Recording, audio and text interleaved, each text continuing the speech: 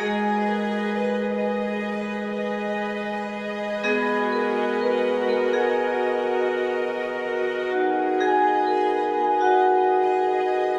am Bill Dariff, the mayor of the city of Jeffersontown, and 12 years ago, Young Nguyen came with an idea of saying the South Vietnamese Americans want to honor our military of America by thanking them from coming over to his country to fight for the freedom and stop the spread of communism. 12 years ago, we started this project.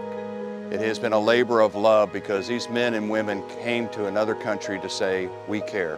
The compassion that they brought, the ability to stop communism, the spread around the country, was something that we want to leave a message with this wall.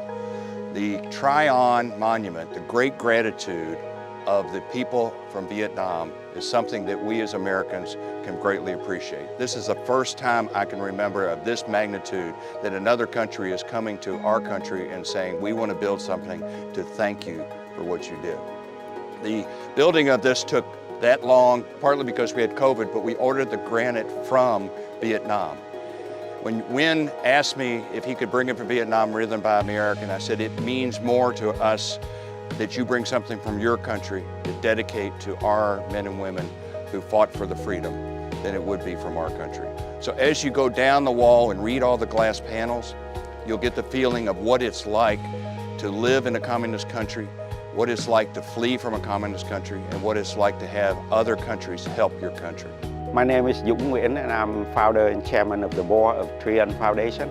10 years ago, a group of American and Vietnamese got together and decided to form this new nonprofit organization to work on building this monument. From afar, probably the most obvious thing that you can see is the 8 columns, the 8 concrete columns, and I believe they are like 30 feet high.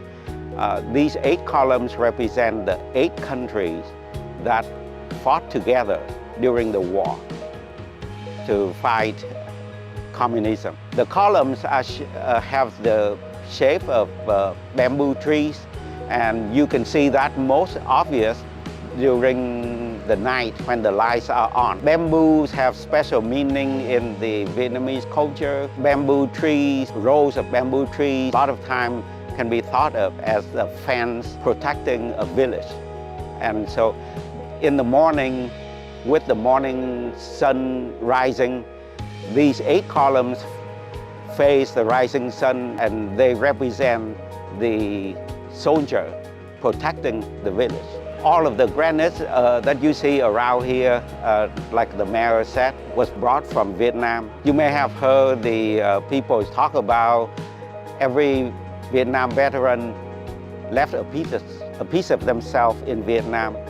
So we thought we would bring a piece of Vietnam to here to build the monument in their honor. When you come down the ramp, you see along the wall many images and stories that we want to tell about the monument, and those stories would cover the different times that the Vietnamese people left their home in mass to flee communism.